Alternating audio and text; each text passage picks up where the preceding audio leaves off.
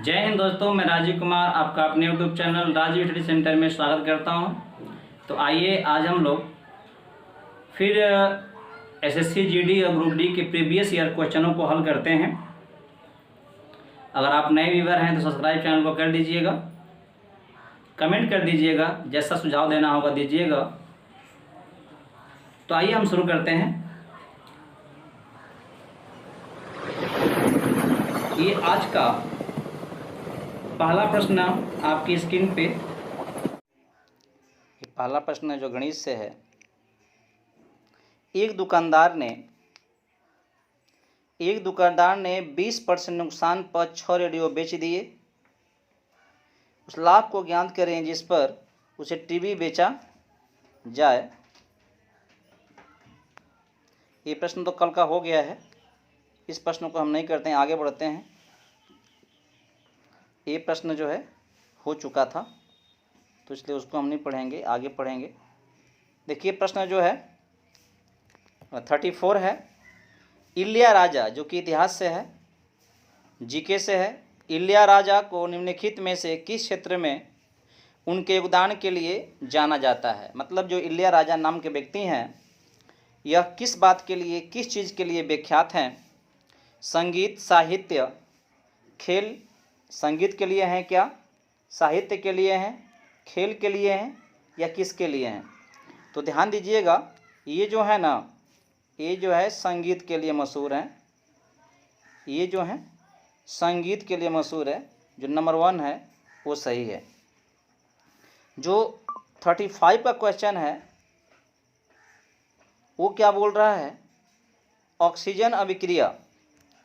जो ऑक्सीजन अभिक्रिया होती है, तो ऑक्सीकरण अभिक्रिया जो गर्मी और प्रकाश पैदा करती है वह कहलाती है। मतलब कहने का उसे हम क्या कहते हैं? ऑप्शन है दहन, उदासीन, ऊष्माशोषी, ऊष्माक्षेपी। तो देखिएगा इसका आंसर दहन होगा। क्यों दहन होगा? क्योंकि ऊष्माशोषी का मतलब होता है वह अभिक्रिया जो ऊष्मा का शोषण करके अभिक्रिया करती है, अर्थात उसको ऊष्मा चाहिए। ऊष्माक्षेपी बोलते हैं जो ऊष्मा मतलब देती है जब अभिक्रिया करती है। तो ना तो ये ऊष्माक्षेपी होगी ना ऊष्मा शोषी होगी, ये दहन होगी। दहन का मतलब होता है जब उसका अभिक्रिया कराया जाए ऑक्सीजन के साथ तो हमें ऊष्मा और ऊर्जा प्रदान हो, उसे हम कहते हैं दहन की प्रक्रिया। ठीक है, नेक्स्ट प्रश्न देखते हैं। नेक्स्ट प्रश्न है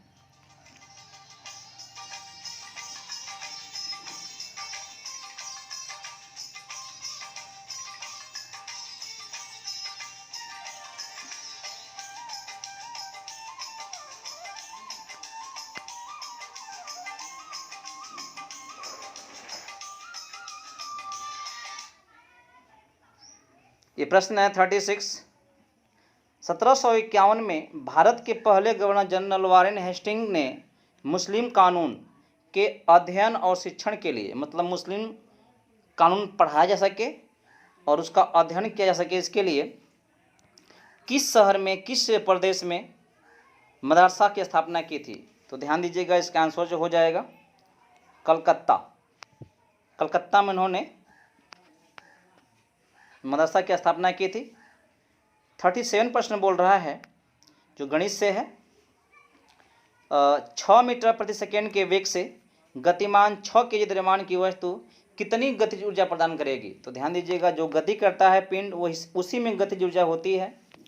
सूत्र जो होता है गतिज ऊर्जा का, K बराबर 1/2 mv² होता है। ठीक है, तो 1/2 रहेगा। द्रव्यमान का मान 10 केजी है एसआई में, और मीटर पर सेकेंड जो है इसका ये है। बस हल कर देंगे, हो जाएगा। 2 पचे 10, 6 पचे 30, आपका आंसर 30 आ गया। मतलब कहने का है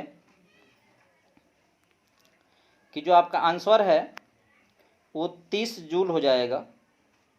सॉरी, हाँ, क्योंकि mv² होता है तो इसका स्क्वायर हम करेंगे, तो स्क्वायर करने पर हो जाएगा आपका 36, और 36 पाँचे जो होगा 180 आएगा। तो ये हो जाएगा आपका 180 जूल, 180 जूल आएगा। यानी ऑप्शन जो है आपका 20 सही है। ठीक है, ऑप्शन जो है 20 सही है। ठीक है ना। तो 180 जूल ये आपका आंसर हो गया। नेक्स्ट ये प्रश्न है,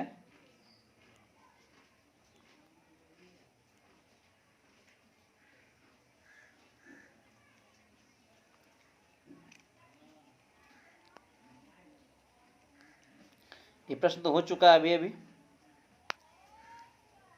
नेक्स्ट प्रश्न देखिए। नेक्स्ट प्रश्न जो रहा है ये गणित से है। निम्नलिखित तालिका के आधार पर सुबह 6 से दिन के 12 बजे तक के बीच औसत कितने प्रस्थान करते हैं। ये कुछ सारणी दिया हुआ है।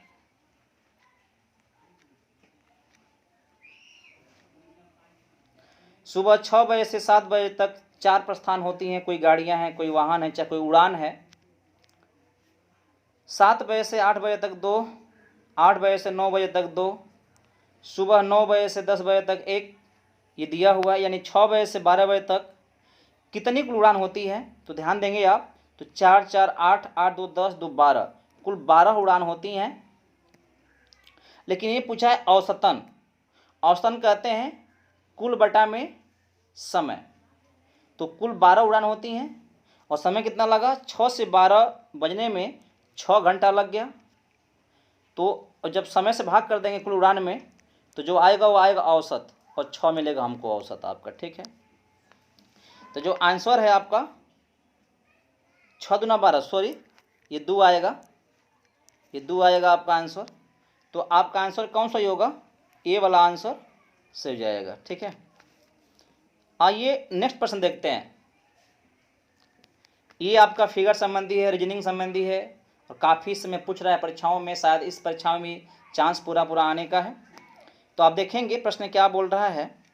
प्रश्न बोल रहा है कि ये 39 है, और ये प्रश्न बोल रहा है कि जो फिगर दिया हुआ है इसमें कितने कुल त्रिभुज बन रहे हैं। जब काउंट करेंगे आप तो इसमें कुल 36 फिगर बनेंगे। इसका कोई ट्रिक नहीं होता, इसका ट्रिक नहीं बन पा रहा है, क्योंकि ट्रिक जो होता है किसी विशेष आकृति पे काम करती है, ये विशेष आकृति नहीं है, इसलिए यहाँ पे ट्रिक नहीं करना है, यहाँ गिनना ही पड़ेगा, काउंट करना पड़ेगा। जब वो 36 आएगा, आंसर जो हो जाएगा आपका बी हो जाएगा। ठीक है, अगर देखा जाए तो देखिए, एक ये हो जाएगा, एक 2 हो गया, फिर 2 के बाद एक ये, फिर एक ये 4 हो गया, अब पूरा पूरा हो जाएगा 5 6 7, ये 8 हो जाएगा। ठीक है, 8 के बाद यहाँ भी आपको वही 8 होगा, यहाँ भी 8 हो जाएगा। तो 8 8 16 हो गया, 16, और देखिए ये 17, ये 18, ये 19, ये 20, और पूरा पूरा 21। ऐसे जब काउंट करेंगे ना आप, 21 के बाद देखिए यहाँ से यहाँ तक 22, फिर 23, ठीक ना, 24, फिर से करेंगे आप 25, 26, 27, 28 से जब करेंगे ऐसे आप, तो कुल मिलाकर 36 को हो जाएगा। ठीक है, थोड़ा आकृति छोटी है इसलिए इसमें सब इधर उधर मिक्स हो जा रहा है। तो आइए हम देखते हैं अगले प्रश्न को। अगला प्रश्न है आज का, अगला प्रश्न है आज का, ये बोल रहा है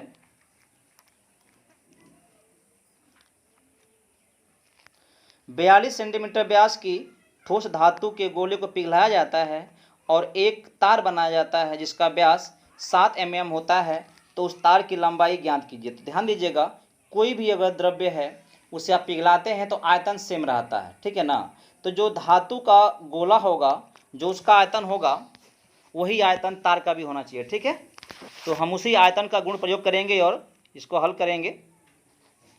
तो ध्यान दीजिएगा, ये कहना चाह रहा है, तो हम निकालेंगे पहले धातु का, ये थोड़ा छोटा कर लेते हैं, इसको हम लोग छोटा कर लेते हैं तब सवाल करते हैं। देखिए, तो इसको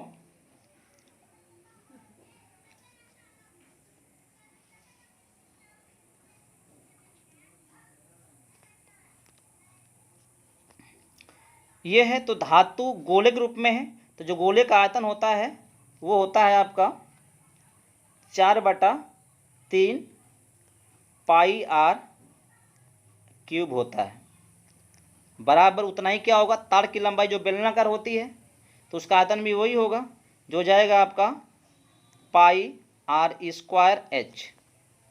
ठीक है,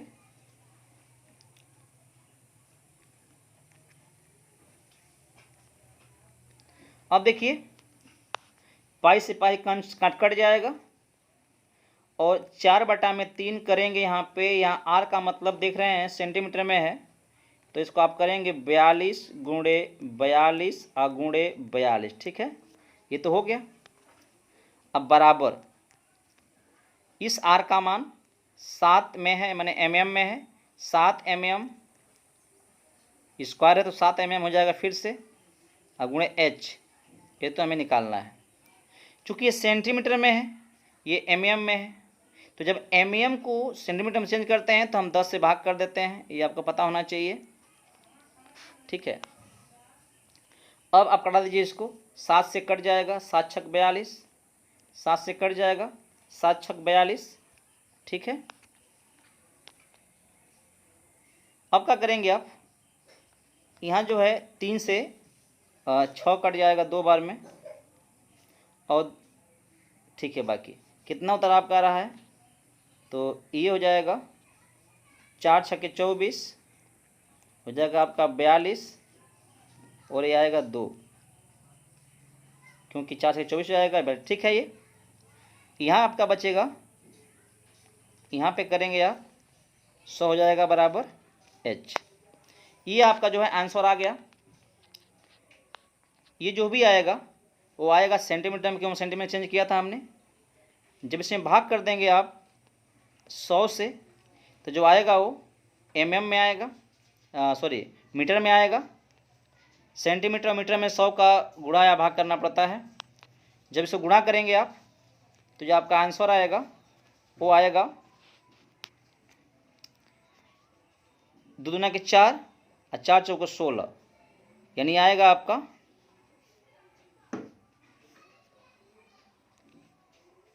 2016 मीटर आएगा। ठीक है, तो ये आपका आंसर हो जाएगा।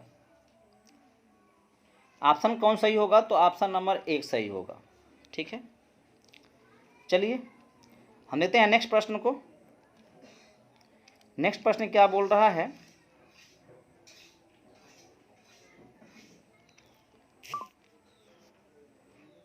ये तो हो चुका है, ये प्रश्न हो चुका है। अब नेक्स्ट देखते हैं।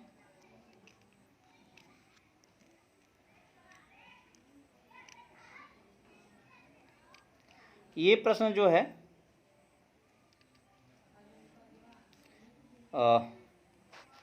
गणित से है, देखते हैं क्या है ये। एक निश्चित दूरी वाली सड़क पर एक कार की सामान्य औसत गति 50 किलोमीटर प्रति घंटा है। एक विशेष दिन औसत गति सामान्य औसत गति से 1/10 कम थी। परिणाम स्वरूप यात्रा समाप्त करने में 18 मिनट अधिक समय लगा। तो सड़क की दूरी ज्ञात करना है। तो कोई बात नहीं, ये कह रहा है तो मान सकते हैं दूरी क्या थी। तो दूरी को आप मान लीजिए, दूरी नहीं पता है तो दूरी को हम मान लेंगे कि वो दूरी जो है x थी। उसे तय करना है 50 की स्पीड में, तो टाइम कितना लगा होगा, दूरी बटा में चाल होती है, जो समय लगेगा ना 50 की स्पीड से x बटा में हो जाएगा 50। ठीक है, और जब इसकी स्पीड कम हो चुकी है, 10% कम हो चुकी है, तो 50 का 10% कितना हो जाएगा, 5 हो जाएगा। 5 कम कर देंगे तो कितना हो जाएगा नया चाल। तो जो नया चाल आएगा ना, नया चाल जो मिलेगा वो आपका हो जाएगा 45। क्यों होगा 45, क्योंकि 1/10 भाग कम हो चुका है, और 50 का 1/10 कितना होता है, 5 ही होता है। क्योंकि अब जब 50 गुणे 1/10 करेंगे तो उसका मान 5 आएगा। 5 कम कर देंगे तो हो जाएगा 45। तो नया स्पीड हो गया 45। जब हो गया 45 तो उस स्पीड से कितना समय लगेगा, तो जो समय होगा उस समय सेकंड चाल से चलने के बाद हो जाएगा आपका वही दूरी बटा में हो जाएगा 45। तो जो बाद वाला चाल है ना, जो चाल कम हो चुकी है, वो चाल में अधिक टाइम लग रहा है पहले की तुलना में। तो जो ये वाला टाइम है और ये वाला टाइम है, जो दोनों का अंतर है, x बटा में 45 अधिक आएगा और माइनस x बटा में 50 कम आएगा। जो इनका अंतर है ना, कितना मिनट का है, 18 मिनट का। चूँकि ये लोग घंटा में प्रयोग किया गया है, जो ये समय आया है घंटा में आया है और ये भी क्या आया है, घंटा में ही आया है, ये भी आपका घंटा में ही आया है और ये 18 मिनट में दिया है, तो हम 60 से भाग कर देंगे और तब घंटा में चेंज होगा और समीकरण उचित होगा। तो आइए इसको हम हल करते हैं, थोड़ा थोड़ा कर लेते हैं इसको, तो ध्यान दीजिएगा, आप बने रहें। जब इसे हल करेंगे आप, तो आप चाहेंगे तो इसको 5 से दोनों तरफ भाग कर सकते हैं, गुणा कर सकते हैं, तो x बटा में ये 9 हो जाएगा अब माइनस x बटा में ये आपका 10 हो जाएगा, अब बराबर ही हो जाएगा 18 बटा में 12। ठीक है, 10x 9x यहाँ पे आएगा x बटा में कितना, तो 90 हो जाएगा, बराबर ये अब कट जाएगा, तो 6 3 18 और 6 दूना के 12, 3 बटा में 2 आ गया, या इसको आगे बढ़ाएंगे आप, तो जो x का मान हो जाएगा 90 गुणे 3 बटा में 9 हो जाएगा, 9 दहा में 90 हो जाएगा और 10 तिहाई 30, तो जो आपका आंसर होगा 30 आएगा। ठीक है, 30 क्या आएगा, ये पूछा क्या था, सड़क की यह दूरी कितना किलोमीटर में हो जाएगी।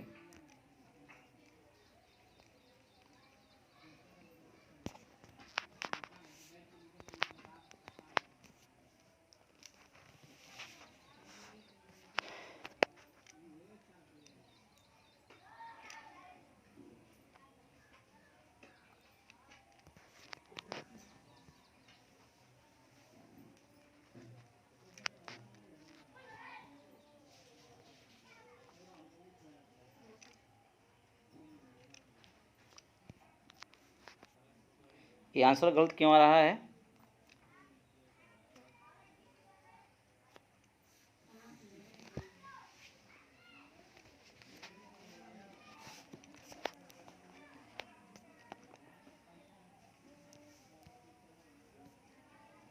समय 1 बटा 50 हो जाएगा, घंटा में आएगा, दूरी बटा में 4, ये हो जाएगा 1 बटा में 45,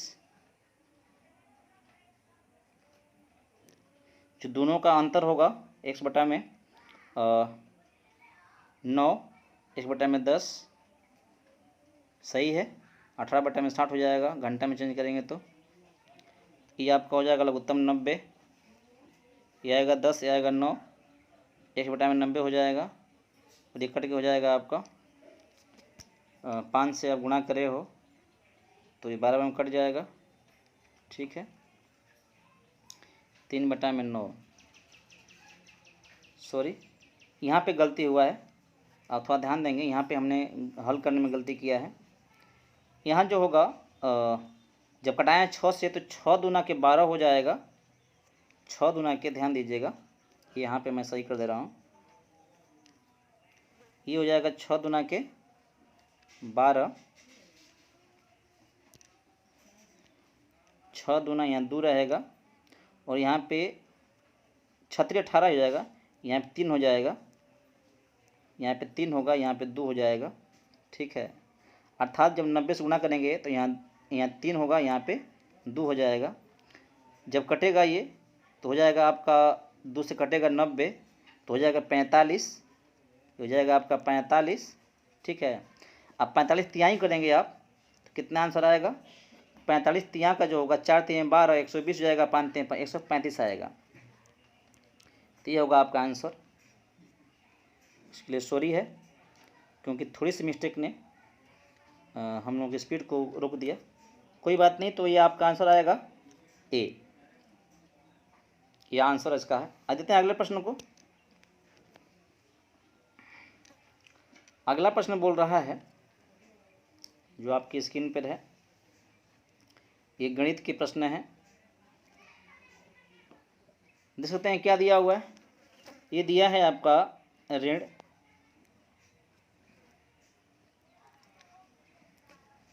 ऋण, अब पुनः जो है ऋण 6, फिर गुणा में है, कोष्ठ में 3 माइनस मझले कोष्ठ में 8 माइनस -3 मझला कोष्ठ, फिर डिवाइडेड बाई, ठीक है। तो इसको ऊपर कर लेते हैं और इसको ऊपर कर लेते हैं, 100 लिखने के बाद ऊपर करेंगे, भागा हो जाएगा आपका, थोड़ा सवाल बड़ा है,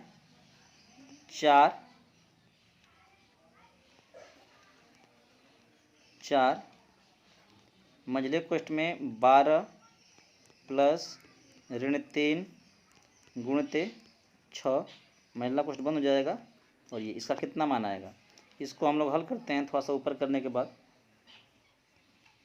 ये है प्रश्न आपका। चलिए पहले हम कोष्ठ को तोड़ते हैं, इस वाले कोष्ठ को फिर इस वाले कोष्ठ को, तब बाकी गुणा करते हैं।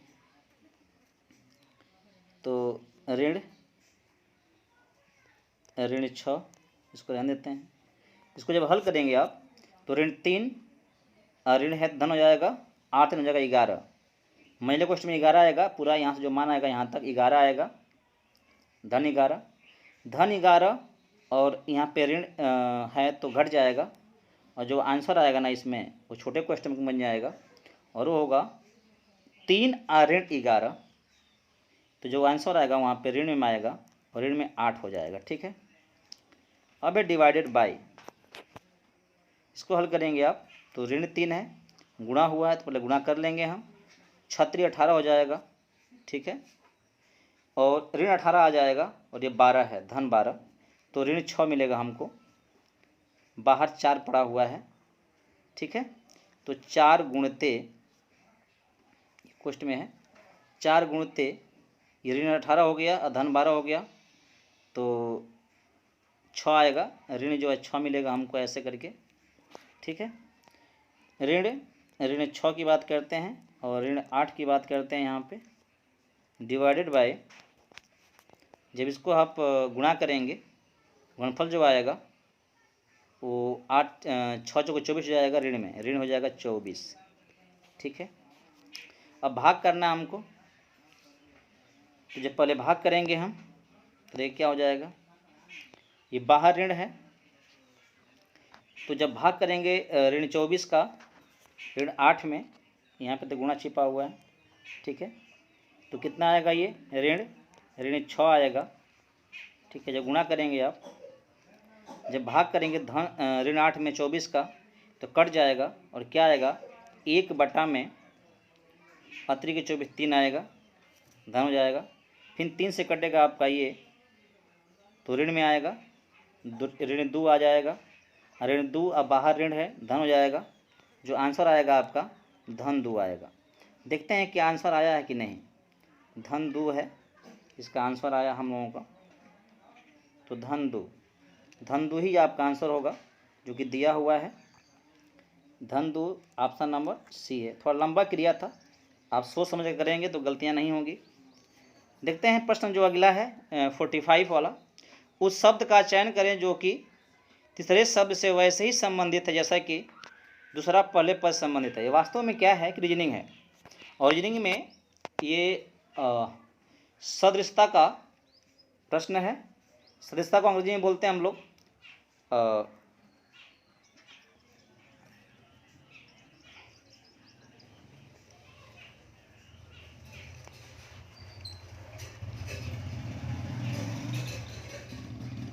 ये आपका देखते हैं उत्तर क्या होगा। तो रेत खुरदरा, तो रेत खुरदरा होता है तो कपास कैसा होगा, मुलायम होना चाहिए, तो ये आपका ऑप्शन कौन सही है, ऑप्शन डी सही है, ठीक है, ये आपका ऑप्शन सही हो जाएगा डी वाला। आज देखते हैं नेक्स्ट प्रश्न को। ये अगला प्रश्न जो है आपका विज्ञान से है,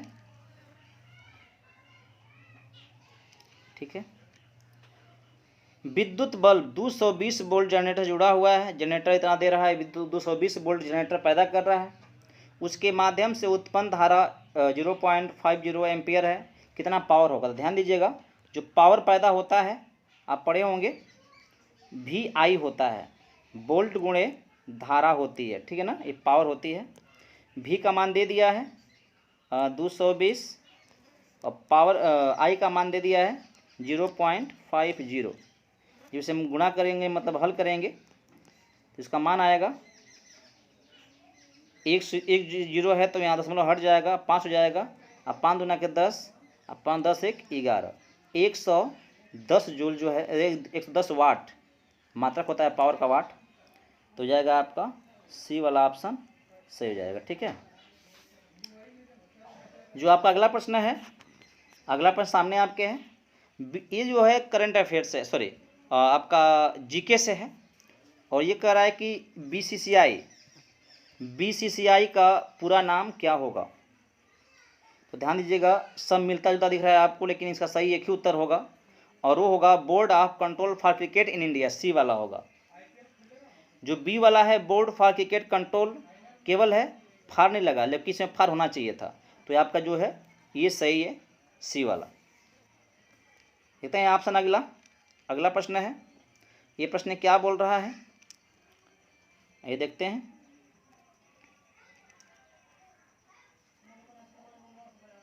अंतर विश्वविद्यालय टूर्नामेंट में सर्वश्रेष्ठ प्रदर्शन करने वाले विश्वविद्यालय को किस प्रकार से सम्मानित किया जाता है। मतलब एक विश्वविद्यालयों में कंपटीशन होता है, उसका नाम है अंतर विश्वविद्यालय टूर्नामेंट, और उस टूर्नामेंट में जो सबसे बेस्ट आता है यूनिवर्सिटी, उसको कौन सा पुरस्कार दिया जाता है। तो ये बहुत कम ध्यान में आया होगा आप लोगों के, तो ये होता है अर्जुन पुरस्कार, बिल्कुल नहीं, द्रोणाचार्य नहीं, मौलाना अब्दुल कलाम आज़ाद ट्रॉफी, राष्ट्रीय खेल पुरस्कार नहीं, ये होगा मौलाना अब्दुल कलाम आज़ाद ट्रॉफी दी जाती है।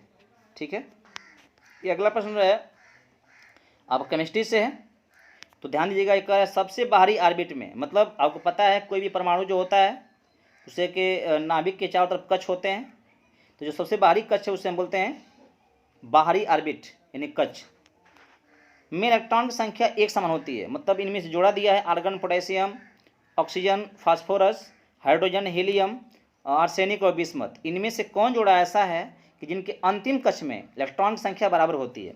तो ध्यान दीजिएगा, ये आपका मेडलिफ के चार्ट में देखेंगे, सारणी में देखेंगे, तो आर्सेनिक और बिस्मथ के अंतिम कक्ष में इलेक्ट्रॉन बराबर होंगे। क्यों होंगे बराबर, क्योंकि दोनों ही 15वें वाले वर्ग में पाए जाते हैं। ठीक है, और जो सेम वर्ग में पाया जाता है ना, उसके बाहरी कक्ष में इलेक्ट्रॉन उतने ही होते हैं जितना कि होने चाहिए, उतना सब में होता है। तो चूंकि जो बिस्मथ और आर्सेनिक है ये आपको मिल जाएगा 15वें वाले वर्ग में, चूंकि दोनों 15वें वाले वर्ग में, इसलिए क्या होगा इनके अंतिम कक्ष इलेक्ट्रॉन एक समान होंगे। ठीक है, तो आंसर इसका आपका ये हो जाएगा। अगला प्रश्न है जो आपके सम्मुख है, ये प्रश्न बोल रहा है जीके संबंधी है, शुष्क पर्णपाती जंगल गिर किस जगह पे स्थित है। मतलब कहने का इसका ये है कि शुष्क पर्णपाती उस जंगल का नाम है जो साल भर में एक बार जो है पत्ते को अपने झाड़ देती है, पतझड़ हो जाता है, इसका नाम इसलिए पड़ा है।